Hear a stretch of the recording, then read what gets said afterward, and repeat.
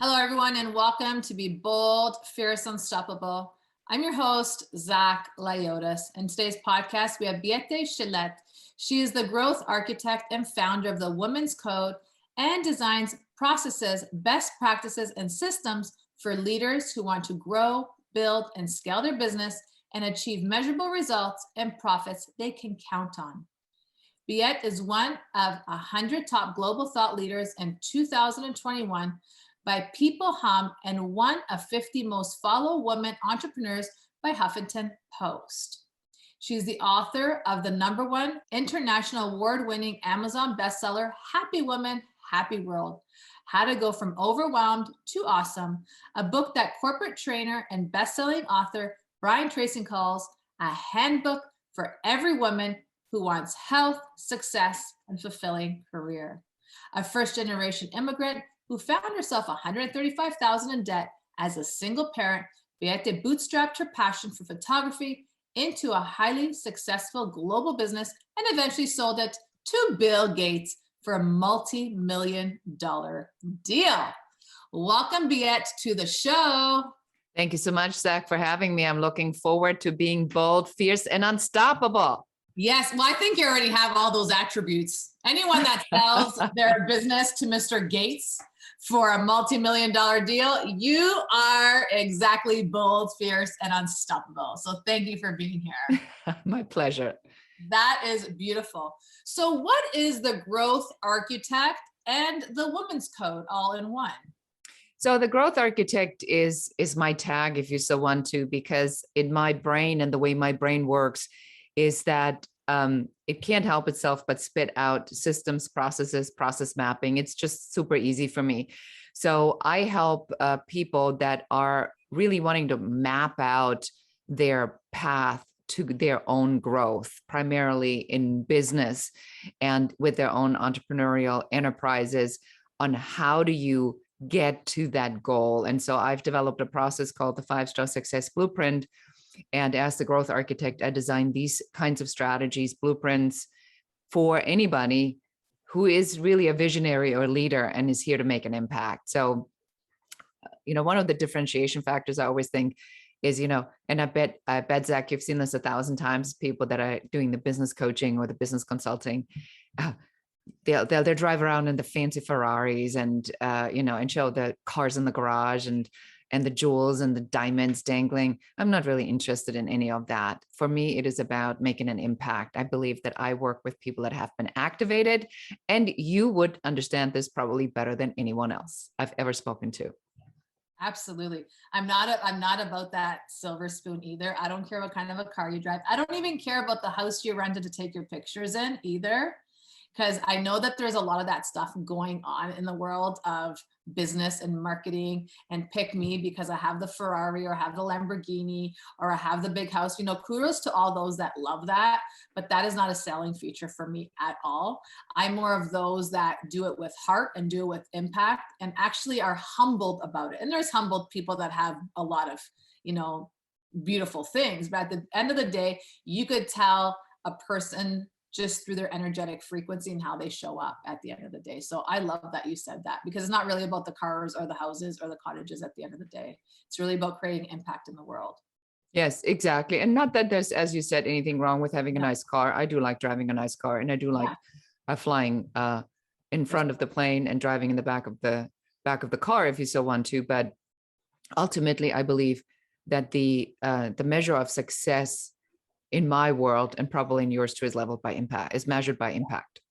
Absolutely. Absolutely. As I say, success really at the end of the day, guys, is really what you desire in your life. And the world is so abundant. So if you feel like Bet says, you want to sit in the back of the car in front of the airplane, do it. You deserve it. And that's why the universe is so abundant. And that's why they deliver us financial freedom so that you can live that lifestyle, to even help others live that lifestyle if they want it as well. So this is beautiful, but impact is the most important, especially this day and age. Oh yeah, 100%. With everything going on in the world. So what is the 5-Star Success Blueprint for anyone that is interested?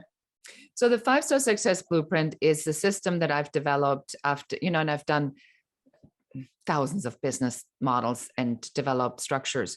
And so I found that people, when they look at building a business, that it is so overwhelming because they listen to this guy that talks about SEO, this guy talks about copywriting, that part talking about opt-in pages, this part about conversion, this about click-through rate, and then you keep going in there, and then it's like crazy making. And so they have these 50,000 pieces and they don't know how to assemble them. So the 5-star success blueprint lays out step by step by step by step how to build the business, and I'll be happy to take you through the five stars. So the first one is the offer. You always want to start with what's the idea? Why is the idea unique and special? And who wants to buy it? Why are you the one to sell it? And who is your ideal client avatar? And for anyone who's interested in this, I'll be happy to make this available to your listeners, Zach, you can go to airtightavatar.com and follow the steps on how to figure out who to sell to, how to find a really good client, your airtight avatar, how we call it, because that's really one of the foundational pieces of any business. You got to know who your client is. Then once you have the offer, you move on to the second step. And that is, once you have the idea, you move to the second step, which is the offer. And the offer is designed based on who your client is and what their income level is and what their needs are and what their problems are. Once you have that offer flushed out, you move to the third one, and that's when we're building systems. So where do we do automation? How do we set our customer relationship management systems, our automation, our landing pages, our stores? How do we deliver this to the clients? How do we run our business? That's where we establish the business model. And then we go to the fourth one, which is the team. Once you have the idea, the offer, the system, you need to have people that are actually going to do the work. And now you need to decide who is doing what, how you're setting up your organizational chart, how you're going to grow this. And that brings us to the final one, and that is you as a leader. Because once it's humming along, you're going to shift from being a business owner into being a business leader. And that's, in a nutshell, the 5-star success blueprint.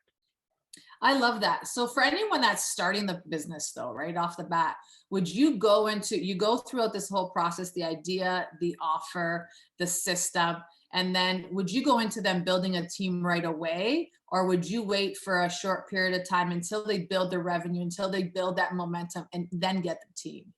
It really depends. So it depends on what the strategy is. So in the beginning, and that is probably a quick takeaway we can give your audience, Zach, is try to stay away from full-time employees as long as you possibly can, because it's dangerous for your business to have one person who knows everything. And number two, it doesn't allow you to scale up when things are starting to move forward. So I do recommend project management software like a Basecamp or an Asana or a Trello, and then find subject matter experts in very narrowly defined niches like social media, like copywriting, like SEO, like website management, and then hire them for a few hours a week in this one particular category, because that'll allow you to scale it up pretty quickly. But I do not believe in building a full team until you actually have the offer, the idea, the offer, and the system set up, because only then do you know what the system can do, so you don't have redundancies, and then you build the team. And most of the time at that point, we are looking at revenue. How do we create revenue? What do we need to do to get consistent lead generation in the door? And then how do we convert these to make sure that we have the income so that we can consistently grow or make a quantum leap even better? Yeah, there's so many ways of doing it. Just what really fits for you as well. Yeah. So when it comes to ideal, this has always been my difficulty when I did business. It was the ideal client, the avatar, because I work with such a broad scale, and it's energy, such a broad scale. That was one of my things. People used to say to me, Zach, who do you like to work with? I'm like, woman going through what? Life. That's too broad. Break it down, break it down, break it down. For anyone that's having difficulty in breaking down who their ideal client is, what would be some techniques that they could use to help them break it down? The tricky question right up front. I like it. So there's two ways to look at it. I believe that I actually subscribe to what I have started to call denichicizing. And what I have found, Zach, and you probably see the same thing, is that because of the subject matter expertise and because everybody's hammering this down, go in the, I only work with dentists who have 5 employees who are in Beverly Hills, who are doing porcelain fillings in the right molar, right? That's how specialized some people want to go. I think that's bullshit. So to me, some of us are strategists, and we are able to take a plane to 30,000 feet and to look at the whole terrain. And then we help people to land their plane at the first priority airport and map out the trip across all the other airports. And so sometimes people get so caught up in that the niche. The critical piece is only which umbrella you put over it. So I probably one of the few people who have a system to create systems. So I have a formula that's called the system builder formula. And were I to work with someone like you, right? And you come and you say, but it could be divorce. It could be a major life change. It could be a midlife crisis. It could be finding happiness. It could be finding purpose. So there's so many things in there.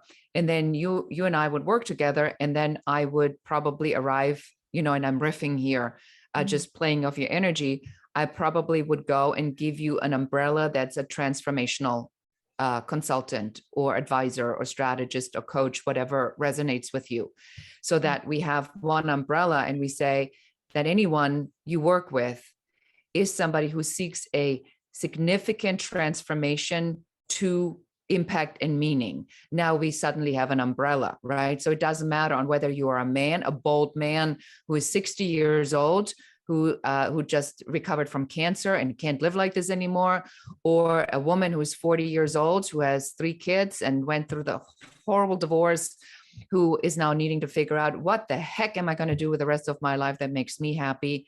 They all would now come to you because your umbrella is that you're transformational coach that helps people to find meaning and purpose. And voila, now there's no conflict anymore. So in system building, and this is really my specialty as the growth architect, is when I hear that, and I see a lot of times these, I call them the artificial conflicts, because that's what everybody else says. I don't give a shit what anybody else says. It's about what matters to you. And then we take that essence of who you are, and I'm an intuitive. So I hear it, and then it always shows up. So I was talking to someone yesterday, and she is, she does a lot of this heart-centered coaching, and very spiritual, very much about consciousness in leadership. And so she's talking. And then I said to her, well, you are creating a conscious workplace movement. And it just shows up like that. And it's not that, the skies didn't open, the angels didn't sing.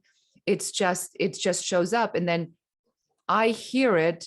And so now imagine under an umbrella like that, how much we can fit in there to say, there is the workshop and the executive coaching and the group coaching and the spiritual aspect of it and the hardcore sales and profits. So whatever it might fit in there, but under this umbrella, we can do whatever we do. So if somebody, to answer your question, if any of your listeners is really struggling with that and saying like, how do I take my skill set, find an umbrella to put over the whole thing. And that's the part that a lot of people have that difficulty. I love that you said you're intuitive, because I could feel that automatically, because it's that voice within our heads that give us that opportunity to help our clients grow as well. Because even like being in it myself, I always say I need someone else to see my stuff, because my stuff cannot be seen to myself. There's too much other things going on around me. And when I sit there and I ask the questions, like, and I like that you said I'm no BS like everyone else, because at the end of the day, when you talk to other business coaches, what's your niche? Go deep, and really niche into it. And I'm like, I don't want to niche into it. I don't want to work with one type of person. That to me is boring. I might as well just get a 9-to-5 job. I'm going to do the same thing over and over and over. But when we give ourselves that opportunity to have this big umbrella and to have those I always say the box titles, because that's why I find every title is at the end of the world. It's a box title. And if we give ourselves the opportunity to have a title that fits that umbrella, we are able to serve so many more people, because our gifts start to open up even more. And when our gifts open up even more, that is a greater impact that we could create in the world, because there's more people that are looking for an individual to work with, because you fit in that energetic frequency together. Well, and also, I want to add to that, Zach. So somebody that comes to you, somebody comes to me, they don't know what their niche is. Mm-hmm. They don't know what their niche is. They come in and they say, I'm really good at this. I'm really good at that. I'm great with people. I can organize very easily. So they, I call this the knowledge vomit. So they just vomit the knowledge and say, well, here it is. What are we going to do with that? And so if I am restricting that the moment they walk into my door by saying, yeah, well, other people do that too, but what are you really better at anybody else at? I can never arrive at that, because I'm already excluding all the things that makes this person really unique. And I bet you've heard it. Your message is that oftentimes we think that our experiences and the failures or perception of failures are prohibiting us from stepping into it. But I take this and turn this around. I'm going to give you a specific example. So I was working with a client, and she's a career coach, or she was a career coach for many, many years. So she helped women to figure out how to negotiate the best salary, best opportunity, or how to find a better job. Then she decided she was going to go down a corporate route, and she wants to go into corporations. But boom, now she has, under the niching, she has a conflict, because how can she now go in a corporation and says, well, I'm really teaching them how to leave you, and now you're going to hire me to keep them? And she had a conflict. And I said, there is no conflict, because if I put an umbrella over it, the umbrella over it is you are a retention and an engagement specialist. Because once you know why people are leaving, it gives you an unfair advantage over everybody else, because you teach people on when they need to leave. Now you can teach companies what to watch out for before people leave. I said, so it's actually a benefit for them. But, other people kept telling her for years, it's a conflict. It's a conflict. I don't see any conflict. None whatsoever. Yeah, I don't see a conflict of that either, because you could just change everything around to benefit the company or the business. There you go. On such a greater scale, because now you're working from a different perspective. And that's the thing I find, people are not able to shift the perspective and how to put themselves on that pedestal of recognizing their true essence of what they're able to deliver. Right? You might think that someone's going to go into the business and clear the office out, but at the end of the day, you're doing the business a benefit by saying this person no longer fits in your company, and these are the signs that we're seeing how they could be able to move on to maybe another position or get another job at the end of the day. Exactly. And that's a great benefit for a company, especially because every business wants to scale, right, in corporate world. And this brings me back to one of my clients when she quit the bank. I remember years ago, I said to her, it comes out of my mouth, she came for a healing session. I said to her, she goes, I hate my job. I said, they won't quit. And I couldn't believe it just came out of my mouth, but it wasn't me speaking, obviously it's spirit speaking through me. And she goes, I just want to cook for the rest of my life. And I said, well, then cook. What are you waiting for? So 2 weeks later, she quits her job, calls me, and I'm like, you're joking. You quit your job? Like, what are you crazy? I said, dear Jesus, we have a listener in the house. Now, my work begins, right? My work begins. And she started doing her catering business, but she was finding difficulty because she was trying to figure out who she wants to work with. And I said, just, is it men? Is it women? Is it both? Is it this? Is it that? Because she didn't even know which way she wanted to go in her own self energetically. And I remember she called me one day and I was at the hair salon. And I was sitting at the hair salon. I'm thinking about her. And I said, stop everything. Give me 24 hours. I said, I have to sit with this, but give me 24 hours. Next thing you know, I call her the next day and I said, go to barbershops. Go to barbershops right now and offer them meals. And she goes, why? And I said, because barbers don't take breaks. They work constantly. They're on their feet. They need something quick and healthy to energize them. She has been doing that for the last 4 years, and it's the most success that she has ever experienced. And it's the most incredible, because who would have thought to go to barbershops to feed them food? I like that. Yeah. You and what you're describing is that if she would have gotten caught up in the minutia of the not knowing and made the not knowing the hero, instead of focusing on what can I do, then she would have never come up with such a unique solution. I've never even heard of this. And I do a lot of business models. So kudos to you and her for coming up with something so extraordinary. But within that lies the beauty of when you let go of the restrictions and the limitations. And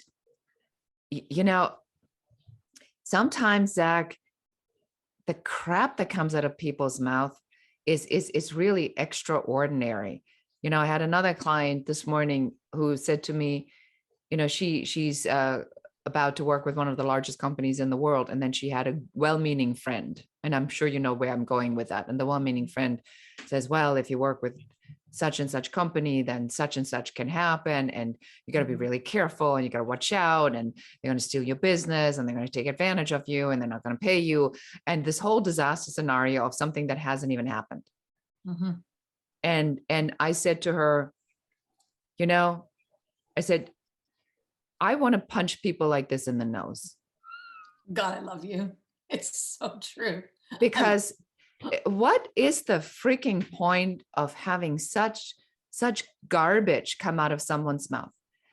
The right way to answer something like this is like, wow, what a phenomenal opportunity. Make sure you surround yourself with a network of people that have operated at that level before, so that you have a advisory board, strategists, and people behind you who can help you to maneuver and make sure that you don't step onto any trapdoors. And otherwise, congratulations. Right. Or as I say, call me. Yeah. I said, when this happens, call me. That's when we devise the strategies. That's when we change the strategy. That's when we just readjust the business model. It's like, so you're not going to want to work with the largest company in the world or one of the big companies because some well-meaning friend is having a crappy day and telling you that you're probably signing your life away. Come on. Yeah. Or some well-meaning friend doesn't see a bigger opportunity for you because they don't see it in themselves. Thank you. Thank you. I wasn't going to ditch a friend for her, but yeah. Well, let's just call a spade because at the end of the day, I've done that myself, where I get so proud and happy for myself. And I say it to someone, they put this roadblock on me, then my mind goes into the Satan's corner and Satan says, oh no, you can't do that. Da, da, da, da, da. And it plays triple fast in my brain. And guess what happens? I take myself out of that situation. Well, let me respond to that. It used to happen. That doesn't happen now, but I take myself out of that situation and hold myself back because I took someone else's toxic advice or toxic opinion. Fear, toxic fear, opinion, whatever you want to call it, and made it my own. At the end of the day, that person may have not saw themselves there, but they don't know me and they don't know my abilities of what I could do. Yet I've given my power away to noise. And would spirit, God, the universe give you an opportunity like that if you wouldn't be able to handle it? That's just energetically not even possible. So I'm going to read something to you that came up today in my accountability meeting with my group. So somebody says they call it the voice, that they gave the voice a name. So they call the voice the little bugger that is leading you down a one-way street of negativity into a cul-de-sac. Right? And so when you recognize that little bugger, and the word was a little different, which I don't want to use right now, but when that voice, when that goes like, wah, wah, wah, wah, you got to be able to almost have a sense of humor and go, huh, there's a little bugger again. Look at him, going bonkers again. Thank you very much for showing up. You've done a good job in the past, but I don't need you anymore. Goodbye. Yeah. Thank you. Bye. Not next, not today. Yeah. Not today. So what are some limited beliefs that women hold on to while they're either scaling their business, starting their business, or maybe want to move up, other than telling their friends their success and their friends saying whatever they want to say? What are some other limited beliefs women hold on to? The number one thing that I see is that especially women do this. They know they have an issue. They know they can't figure this out on their own. And for whatever reason that was embedded in their past, that asking for help is a sign of weakness, or not being able to figure this out on their own makes them somehow look weak and incompetent, right? They rather spend 20 years of their life trying to solve the same issue versus giving someone $5,000, $10,000 and getting that solved so they can finally make some money. It's amazing to me. I was on a call with a woman that was in a corporate job. She had an opportunity to become a C-level, right? And a big jump from a director straight to a C-level. And I said to her, I can help you with this. I said, I can do this in a couple hours and it's $2,500. And it would have doubled her salary. And she said no. And I mean, I'm sitting there and I'm like, you need to know how to show up to get this opportunity. Right now, the way you show up is not going to happen. I mean, otherwise we wouldn't be talking. Otherwise you'd already have that job. I said, so you're telling me that it is not worth $2,500 to you to double your salary? Then it's not urgent enough for you. Yeah. And that happens with women all the time, that this excuse of, I don't know if it's, because the kids, their tuition has to be paid, and they want to do they need a new family car, and they need to build the extension to the house. And they put themselves so consistently last that they'll never step into their full potential. And that is one of the most limiting beliefs. Let me put it this way. If you are here and you're listening to Zach and me talking about this, and you hear this and you go, this is me, you really need to ask yourself the question, what is it worth it to you to solve this now? And what is it going to cost you to not solve it? And if you recognize the issue, for you to not step into solution, that's almost like laughing at spirit. Because if you presented with the solution after you stated you have a problem and then you say no, that generally energetically doesn't work so well, because that just threw you back way, way further than you started, because opportunities show up as challenges. And so women have a tendency when the challenge shows up, because it's in disguise as an opportunity, to say, I cannot do that. This is too big. I would sign my life away. It would be too busy. I wouldn't know how to do that. I don't have the qualification. And it's 10,000 reasons to not step in. That's one of the things that I know that you're working on specifically with women to help them break through that. I typically get them when they are at the point where they've tried everything else and they go, I cannot live like this any longer. I always say, is the voice whispering or yelling? Yeah. Yeah. And that's the thing, when it's whispering or yelling, it's two total different frequencies. But I love that you said that, because I've had women say, oh, that's too expensive. And I said, so you're telling me you're not worth it? Self-worth? Because that $2,500 could make you $50,000, and you could have the extension, you could have the car, you could have the picket fence, you could have whatever you want, but you don't see your self-worth to put that time in you to make that $50,000. So you rather take 10 years to figure it on your own, and which costs you what, $250,000, $300,000? And that's what I'm saying. So you're losing all this money because of a small investment that you could have made to, I say, jump so many different leaps to get you to where you want to go faster. 100%. And I want to go deeper on that again, on a spiritual level, is when you say, this is what I want to be a successful business owner. I want to have my transformation. I want to operate at a level that is worthy of me. And now it shows up again, and you say no, that's really bad, because then what you're actually saying is that you just made this up, that you don't really want the opportunity, that you are perfectly okay to stay where you are, figuring it out, doodling along. My daughter always calls it doodle bopping, which I just love the word, doodle bopping. So you can't be successful in anything unless you take a risk.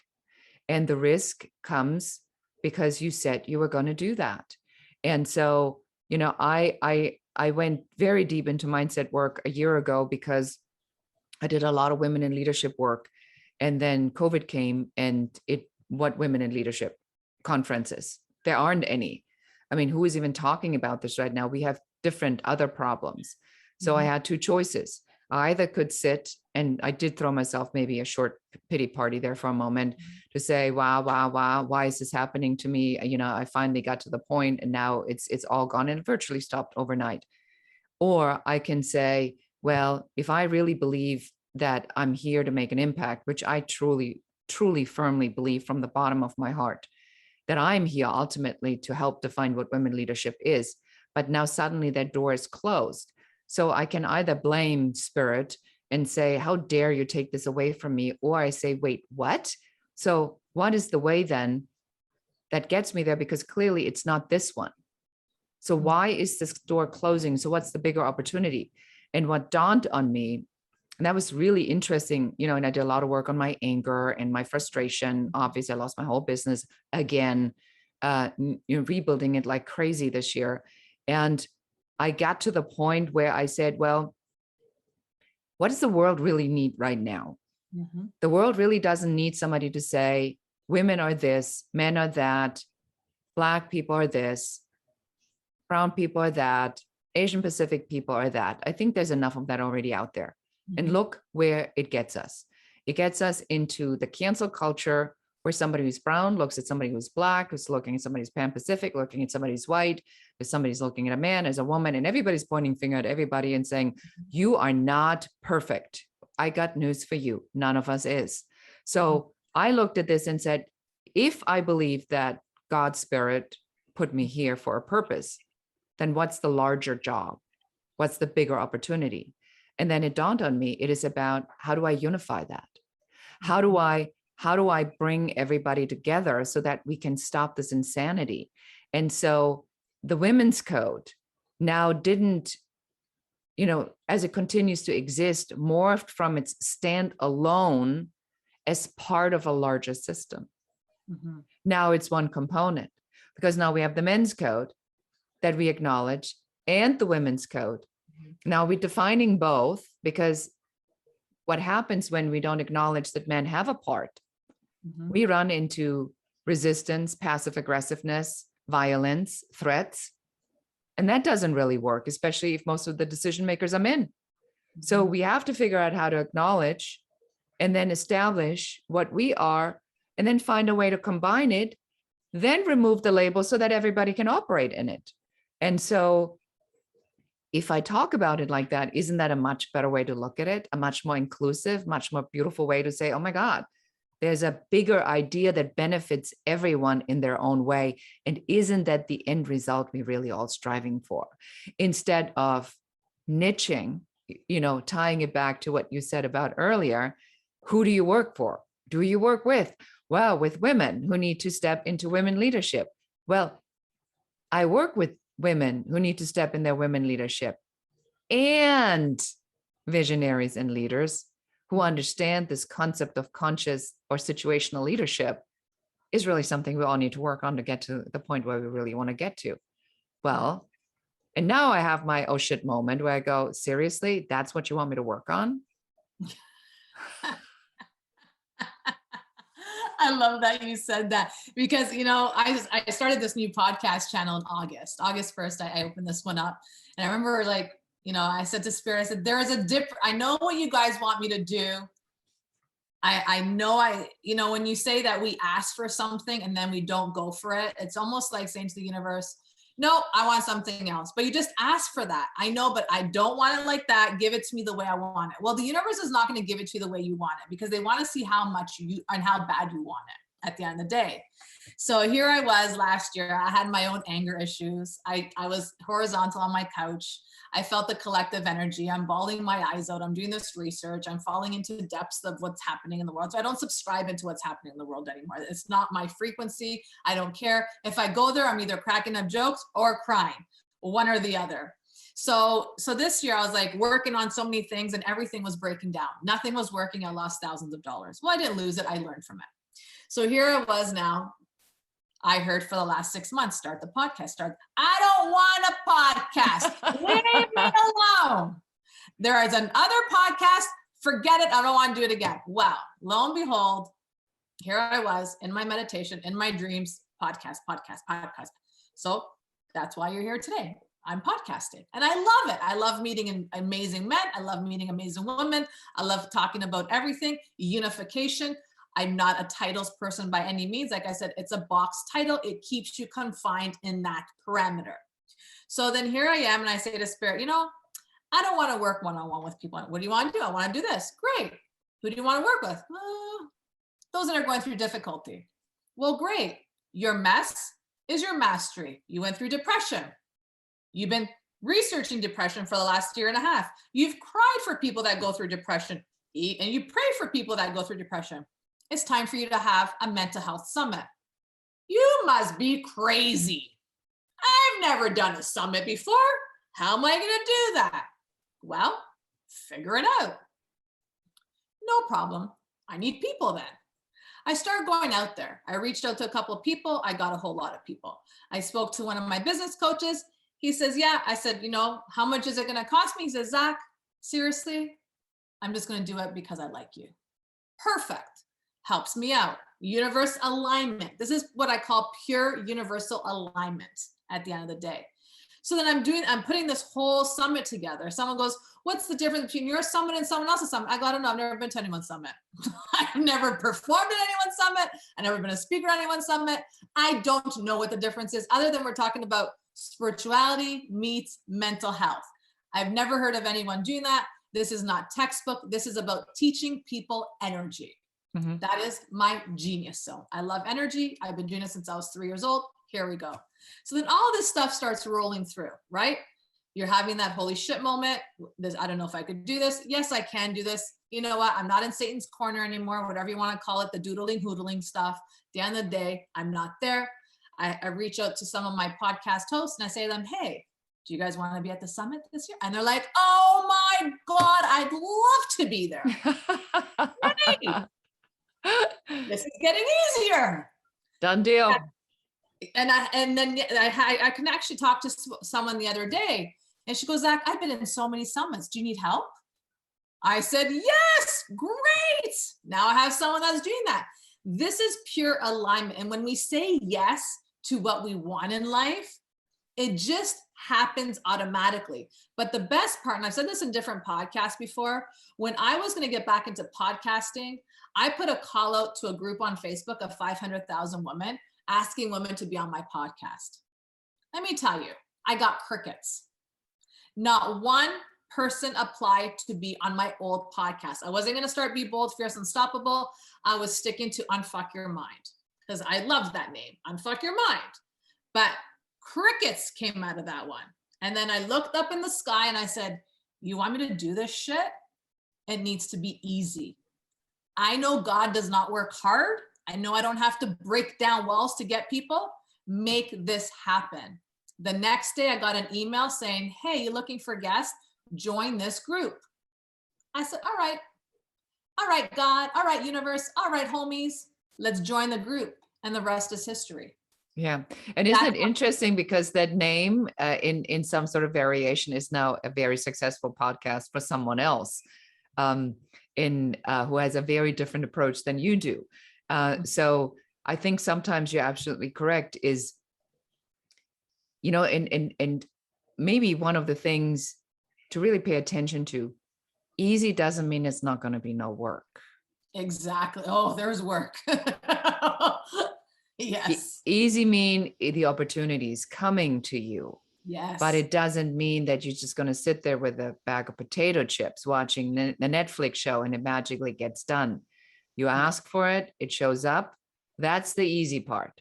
Then the execution and the making things happen, that's then the other part that requires you to really step into, the alignment of mindset, skill set, and action set, and making sure that you stay in the right mindset, have the skills that you need to have or acquire them, and then move immediately into executing these actions.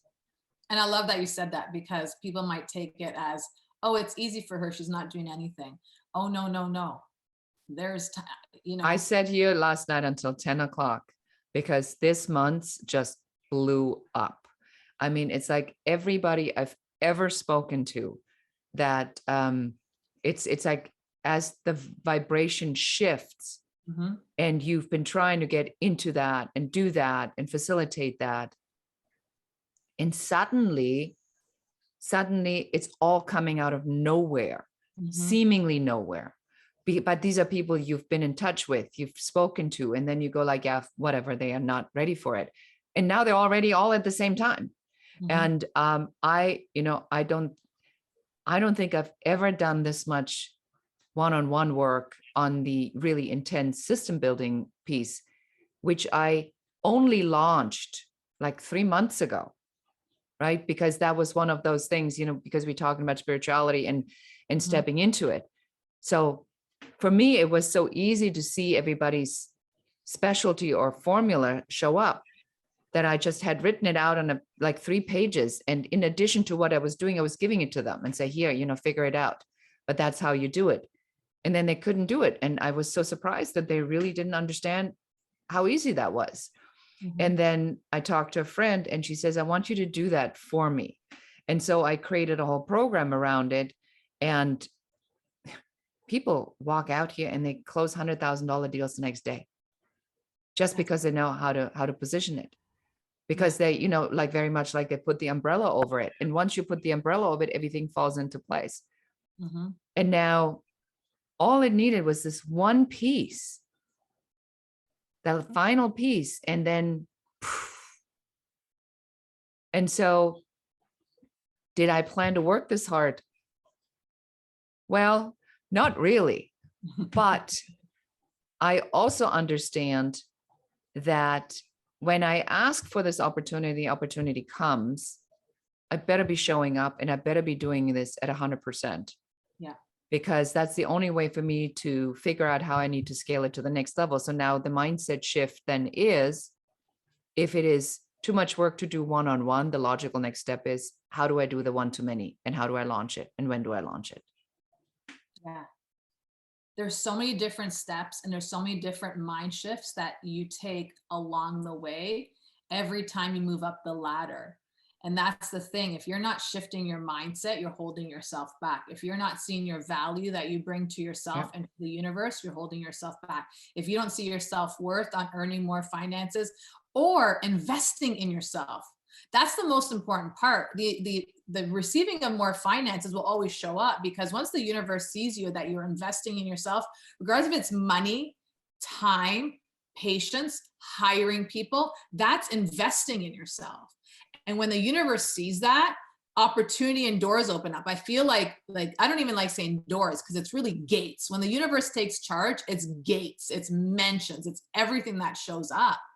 But it's a matter of getting there. And I always tell people, when they get frustrated, I said, oh, the breakthrough's coming, because that frustration always happens before a breakthrough. I call it the breakdown, the breakthrough, and the breakout. Yeah. Because you have to have a complete breakdown. I heard David Nagel, who's my mindset trainer, he refers to it as you have to sacrifice something that you were holding on to in order for something new to come in. And I think that's a really great way to look at it, to say, if I want to let go of my old car and that's parked in my garage, I'm going to have to let that car go to put the new car in. So if you hold on to that old car in that old parking spot, the new car can't come in, right? I mean, that just doesn't make any sense. Or when people hold on to bad relationships, but they say, well, I would leave if I had a good relationship. Well, how is that energetically going to work? Yeah. You got to let go of that old thing with a firm belief that something better is out there for you, because the question, there's two questions I ask my clients, very provocative questions. So the first question is when they come and they tell me everything that they can't do. I said, are you done? Are you giving up? Is that what I'm hearing? You're like done with everything? And they go like, no, that's not at all what I'm saying. Mm-hmm. I said, let me ask you this. Did you come here to be mediocre?